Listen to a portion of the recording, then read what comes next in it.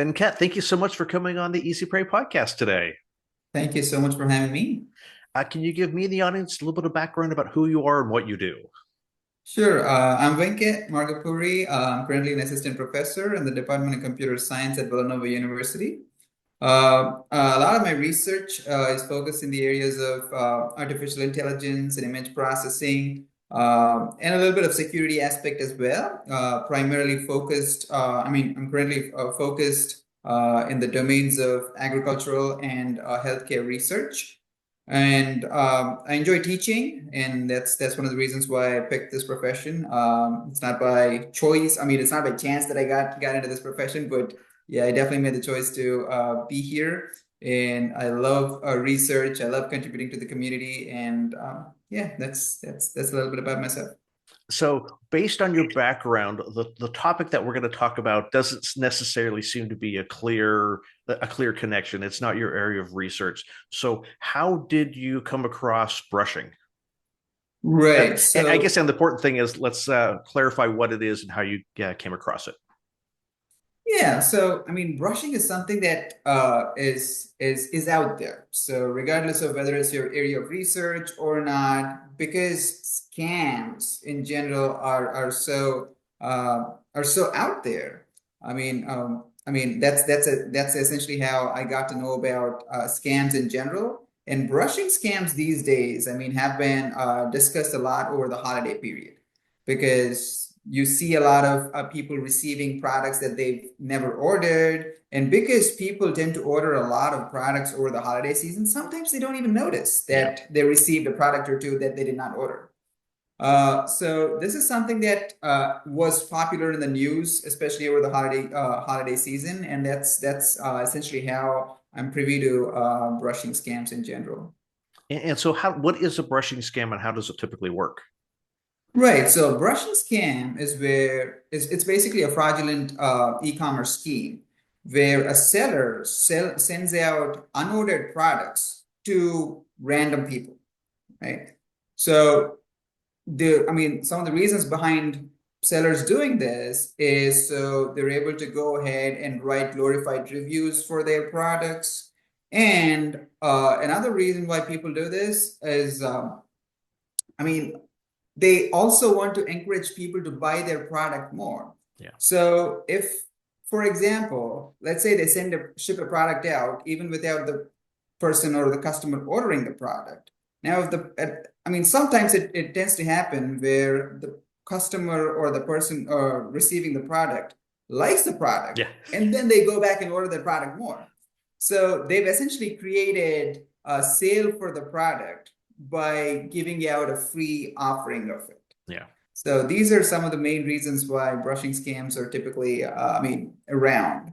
Um, And so, like to me, so we're talking about manipulation of sales statistics, manipulations of reviews, making products look more popular or better quality. Because I, I distrust review. The older I get, the more I distrust reviews. Um, Primarily because every time I buy something, there's a little piece of paper in the package that says give us a 5-star review and we'll send you $20 or something like that. I'm like, oh great, that's why it was reviewed so well. right, right. And one of the things, sorry, were you going to say something else or? Continue, no, go ahead, continue. No, I was just gonna expand a little bit upon the $20 thing that you mentioned.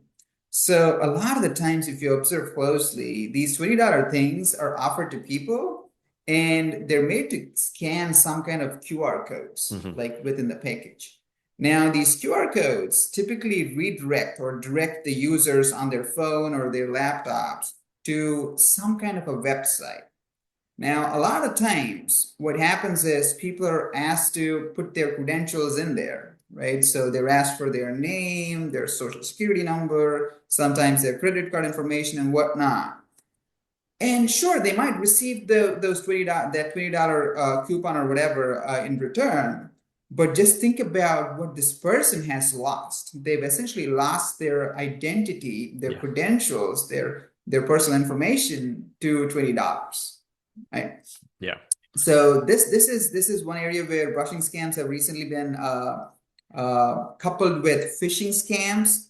So phishing is where you basically lure a person into or to basically access a fake website where they think they're basically putting in credentials on a legit website, but behind the scenes, what happens is these scammers are essentially getting a hold of their credentials, their information, Yeah. and they essentially have been victims of identity theft at that point. So aside from the, potential QR code or other activities that you might, I guess the bigger question is what is the risk to the end consumer who's receiving this package that they didn't order? Oh, the major risk is identity theft, Mhm. right? Because I mean, the fact that you were sent the package itself shows that your information has been compromised. Now, couple that with a phishing scam where you go in and put in your credit card information or whatnot, and the scammer gets a hold of it, you've essentially lost not just your not just where you live, but also your financial credentials to the scammer.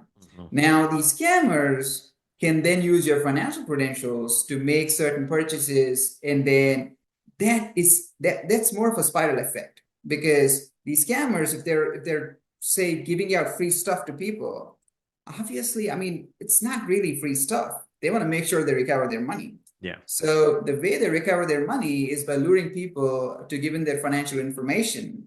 And once somebody like who scans one of these QR codes and puts in their credit card information, they just take those credentials and they just take the money out of the financial account.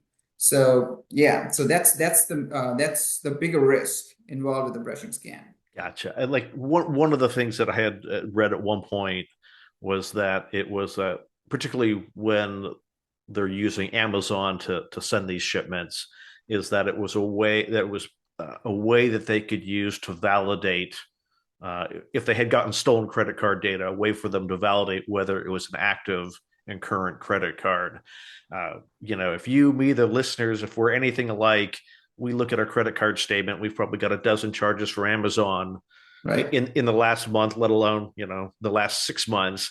If there was an extra $9.99 charge from Amazon on our credit cards, probably 90% of us, we wouldn't give it a second thought. And if someone has fraudulently used our credit card on a fake Amazon account, that seems to be a very innocuous, low risk way to verify whether the card is legitimate or not, particularly because my guess is almost every American has bought from Amazon at some point. Exactly, exactly. I mean, Amazon is so prevalent these days that everybody at some point in time makes some kind of a purchase off of Amazon. Yeah. And people don't always go back and look at their financial statements at the end of the month. And even if they did, a charge for say $5 or $10 or $15 is so unnoticeable. Yeah. But for scammers, this I mean this is quite an advantage for scammers because they're not getting a hold of just your credit card information. They get a hold of multiple or like thousands of people's information. So just think about this. So they're ripping off $10 off of 1,000 different people. Yeah. So for them, it's a lot of money, but for individuals, it might not seem like a lot of money. And in fact, I mean, I've to make an interesting observation, one of the main reasons or that research shows people get scammed is overconfidence. A Mm-hmm. lot of people, especially people who are smart, they think scammers cannot scam them because they're so educated, they know a lot about, I mean, they have a lot of information and all that. But they're the ones who sometimes fall victim to these scams by Yeah. sheer overconfidence. Yeah. It's what do they call it? The Dunning-Krueger effect. As when we know absolutely nothing about a topic, we know nothing about a topic, and then at Right. some point we start to learn a little bit more about the topic, and then we way overestimate our knowledge of that topic until Right. we learn more. Then we realize, oh gosh, I really didn't learn. I really didn't learn that. I really didn't know that much about the topic. But there's this little mountain of I think I know a whole lot when I really don't know a whole lot, and I think that's the overconfidence window there. Absolutely, absolutely. I definitely agree with that. So I'm kind of curious, do you know where the scammers are getting the physical mailing addresses that they're sending packages to? Are they just randomly choosing them? I mean, if you think about it, there are so many websites on which people's personal information is available.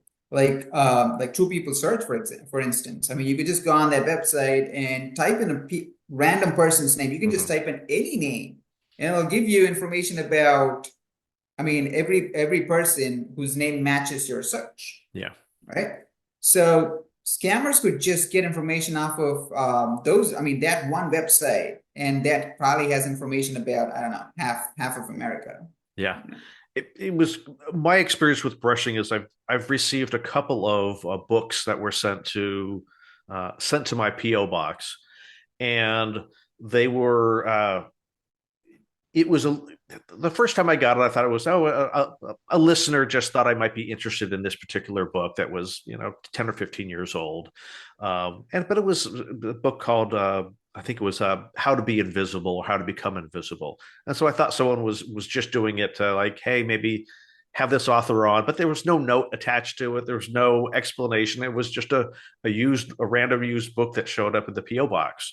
And about a month later, I got another one, and the thing that kind of made me maybe a little bit go ahead and send me stuff. I don't care. But what was weird to me was that it seemed to be very topically relevant to something that I do in my real life. Right, whereas if it was you I don't know, maybe a cookbook on on I don't know, waffles, it'd be like, okay, why did this show up? Because it was a book on a topic that I talk about, it was just like, huh, this is just a little bit. There was a little bit of sense of unease surrounding it, wondering, right. is it a coincidence or was it intentional? And you make a really interesting point, because when people think about scammers, they think scammers are illiterate, they have nothing to do, they've not, I mean, they have nothing better to do, and so on and so forth. But that's not true. Scammers are sometimes really, really smart people who just got into the wrong business. Yeah, And if you perhaps look into research, some of the key qualities that factor into somebody becoming a scammer are narcissism and psychopathy, mm-hmm. right? And not being narcissistic and being psychopathic have nothing to do with how smart a person is, Yeah, right? So really smart people who possess these qualities, who sometimes tend to enjoy the suffering of other people, who have a lack of empathy, sometimes tend to get into this business of scamming. And once they see money flowing in, because one thing about a scam is it's really hard to uh, like take care of it after the fact. yeah, In other words, say you get scammed today, right? And again, scam is totally different from what people would call fraud. Okay, so a lot of people don't really understand the difference between scam and fraud. So with a scam, right, you're essentially willfully giving your credentials out or sending some money out, which is yeah, why scammers tend to ask people to send money via wire transfer, or say gift cards or whatever, right? So once you have willfully given out the money, it's not fraud, because you, as like an individual, willfully gave out that amount to the scammer, right? yeah, So it's really hard to prove that there was any kind of fraud that went on there. And sometimes when scammers are not even within the bounds of the United States, it's really hard to like get a hold of them. I mean, even if you did get a hold of them, it's really hard to like set up a lawsuit and yeah. then make any kind of claims against the scammers. Yeah, it's unfortunate that as scams apparently have become more and more prevalent, that there's still this, well, almost like victim blaming. Well, it's your Right. fault. You voluntarily did it, and that's definitely where that's not the position that the show takes. Um, it, and it's unfortunate that it's often not looked at in the same way that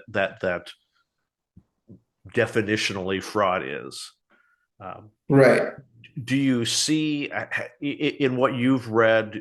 Have you seen any, um, kind of law enforcement actions or legislation or regulation to try to limit this sort of behavior in terms of the brushing and whatnot, or is it just kind of, well, if people want to send them free product and manipulate reviews, they can do that, and that's up to Amazon to figure out.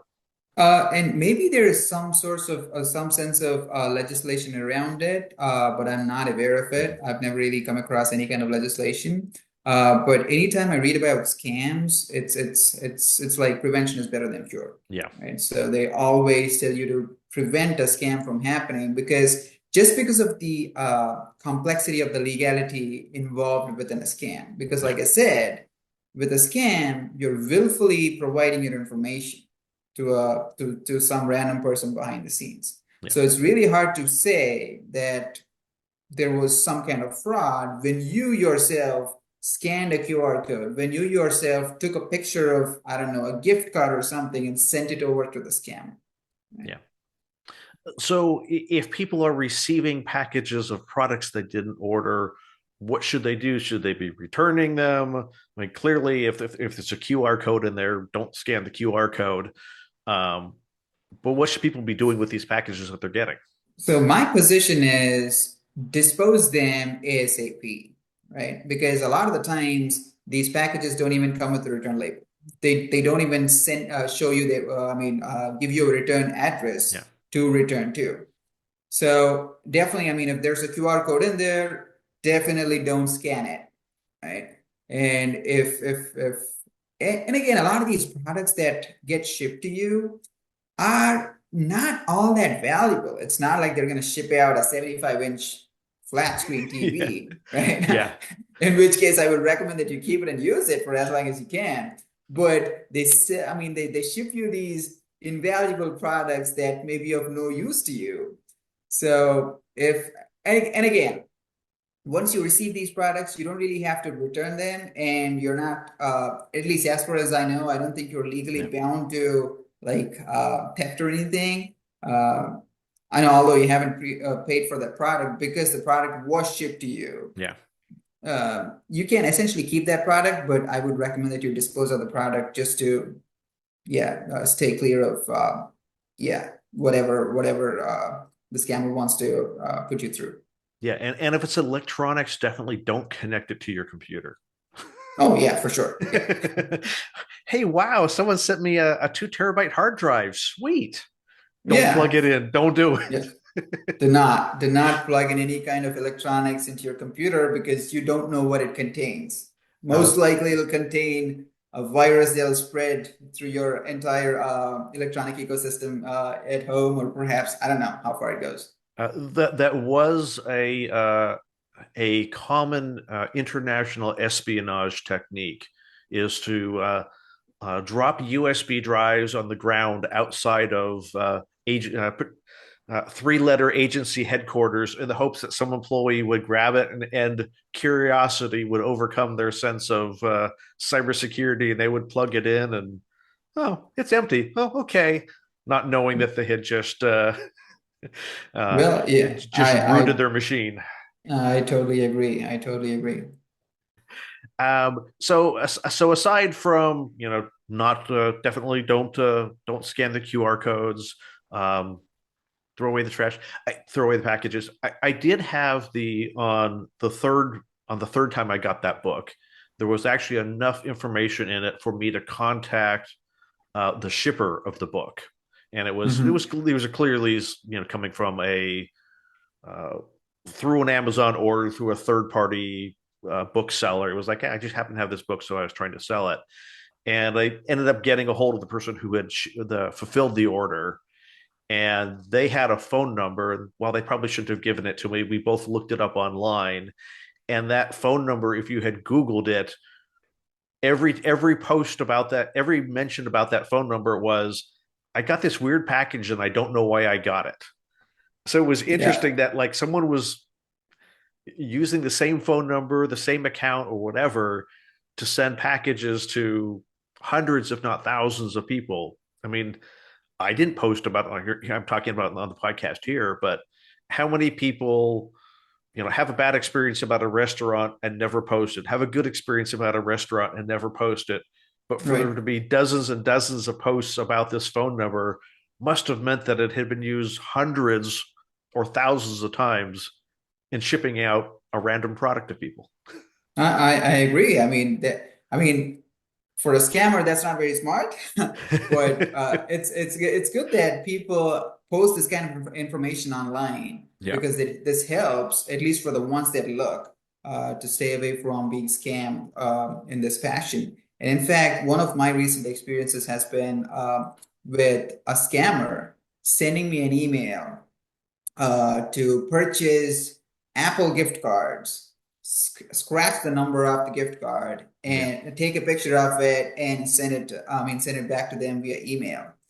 So these things happen, and when they actually send out these kinds of emails or perhaps reach out to you, they reach out to you masquerading themselves as somebody that you know. Yeah. They could be a family member, they could be a colleague, they could be I don't know, somebody that you know, a friend or somebody like that. So they essentially masquerade themselves as people you know, which should tell you that scammers are also privy to your relationships, Yeah. right? So be very careful about social media, I'd say. So about what you post on social media, and I mean, there's a lot of information out there. There's especially with the era of social media, the amount of information that we post online Yeah. is just too much these days. And scammers are definitely engineering social media websites to collect information about people that they want to target. Yeah.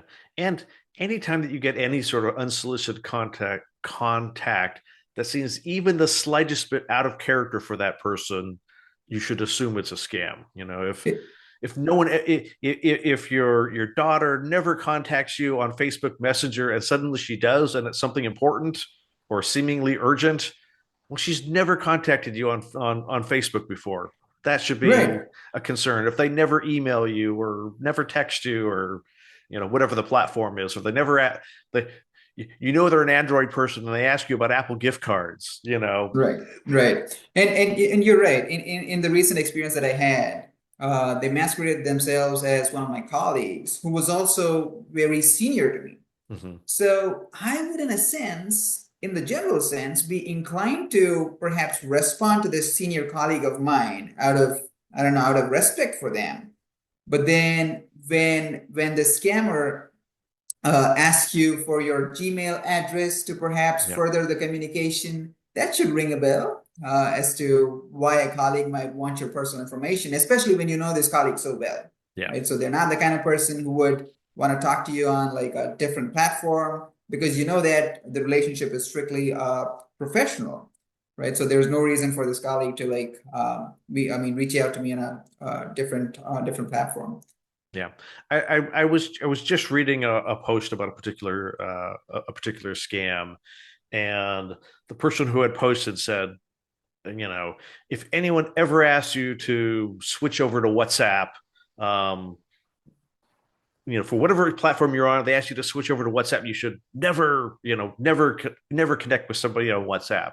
And one of the responses to that was, you must live in the United States because Mhm. everybody outside of the US, they don't use, you know, WhatsApp is the normal communication, is the norm, not the weird thing.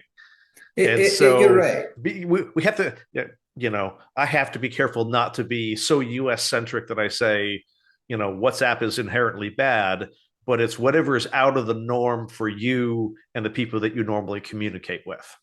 And I completely agree with you because I'm a native of India. And when I was in India, a lot of the communication was over WhatsApp because text messaging was not free Yeah. like it is in the US, right? So that's one of the reasons why social media apps, especially WhatsApp, took a long time to take off in the US, but took off like real fast in a lot of other countries Yeah. because data plans were cheaper at the time compared to text messaging plans. And people would put a data plan on. So that way they'd have access to the internet and also WhatsApp over Mhm. which they would be able to communicate. Yep. It's so interesting that, you know, we have to be careful not to what affect what looks like a scam to someone in one region of the world doesn't look like a scam, and the concept of this one little thing is a red flag is not always true of in the geographically diverse world that we live in. Yeah, what looks like a That's scam to true. you and I, doesn't look like a scam to someone else because it's not. And I'm sure there's probably a lot of scams going on out there Yeah. that you and I might not recognize just Hmm. because we don't live in that part of the world Yeah. and are privy to those experiences. Yeah. We're not being targeted for the, we're not in, we're not in Southeast Asia Right. being, trying to be convinced to do things that are the social norm in Southeast Asia, but they aren't the social norm In the where we are. Yeah, US. in the US or in So, India. Yeah. and a great example of that would be an advanced fee scam, wherein a scammer would reach out to you, offer you a job, a loan, Yeah. or perhaps a large sum of money. Say you've won a lottery or something like that. But then they'd say, okay, in order to get this job, I want a certain sum of money from you upfront. Yeah. So a lot of people out of desperation, I mean, especially when they offer you a job and say you've been out of a job for like I don't know 6 months or Hmm. 12 months or whatever. Sometimes people out of desperation like commit to these commit themselves into being victims of scams. And yeah, once they receive the money, they disappear and your money's gone. So And I assume that in some places around the world, recruiters are probably paid for by the client and not the company. it is true. In the US, it just happens to be that the recruiter gets paid for by the company, not by the individual. But But I that is could not something that everybody knows. correct. But I could see, if I'm a C level person, I might hire someone to help me find a job. So just because we think, we have to be careful about our geographic perceptions in these Right. sort of And things. again, that's one of the reasons why I say even smart people sometimes get lured into these scams. I mean, sometimes, yeah, when life happens to you Yeah. and you get into a state of desperation, I mean, even the smartest of people just become victims of these scams. And very often when I've talked to my guests and they have been caught up in a cybersecurity incident or a scam, it was the right it was the right thing at the right time. Right. Uh, that they had just bought something and they got a fake order confirmation.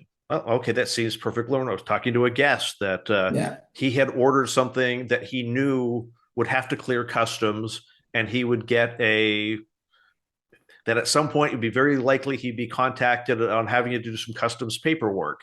And Right. so any other time that he would gotten an email saying, "Hey, your product is stuck in customs," he'd be like, "Oh nope, it's a scam." But because he was expecting something to come through customs, he was like, "Oh hey, that's my product," and went to the website and started to enter stuff and went, wait. This just doesn't seem cool. Right before he entered his password, he Right. almost gave it up because And it was something that he was expecting, and so that's almost the and worst. you're right. You're right. And there's always this FOMO, fear of missing out Yeah. mentality, where people sometimes desperately want a certain product to come in, and they're willing to like, yeah, I don't know, let a product go through customs or whatever for that reason, without really knowing that they're being scammed. Yeah. So yeah, so anytime you're ordering a product, or perhaps yeah, anytime you receive an email or something like that that seems odd, always stop for a second and reflect upon what's going on. I think reflection is something that really help prevent a lot of scams because Yep. sometimes even the smartest people, I mean, I've heard of an experience from a friend where they said they received an email or something. I can't recall if it was an email or a phone call. And apparently the person over the phone said, "Oh, your grandmother is sick in the hospital, so we want you to transfer, I don't know, X amount of dollars." And he did it. He did it. And that was because, yeah, his grandmother was in trouble Yeah. and he thought I mean, he did not think twice about sending money out. So, but if he had, say, called his grandmother or somebody else in Yeah. his family and then confirmed upon it, yeah, I mean, he would have saved himself a lot of money. Yeah. So yeah, and yeah, I mean, just pause for a moment and reflect. And one of the other behaviors I've noticed with scammers is they always rush, they always try and rush you into things Yeah. because they know that time is of the essence. Because they know that at some point in time, that person that they're trying to target will realize that they're being scammed. So they want to make sure they milk that person as quickly as possible and get out of there. Yeah. And they, and, So and they when want their somebody's money as trying to fast as rush they can you, get it. sorry. And they want their money as fast as they can get it. Exactly, exactly. So it's more of a hit and run kind of thing. So they're always trying to rush these targets of theirs, if you Yeah. will, into performing or perhaps being lured into getting scammed. Absolutely. So as we come in for a landing here, any other parting advice is things that people can do to kind of raise their scam detection skills? Yeah, so anytime you receive anything that you suspect, right? Definitely err on the side of caution and don't do it. And if something's too good to be true, it very well is. It Yeah. most likely is too good to be true. Yeah.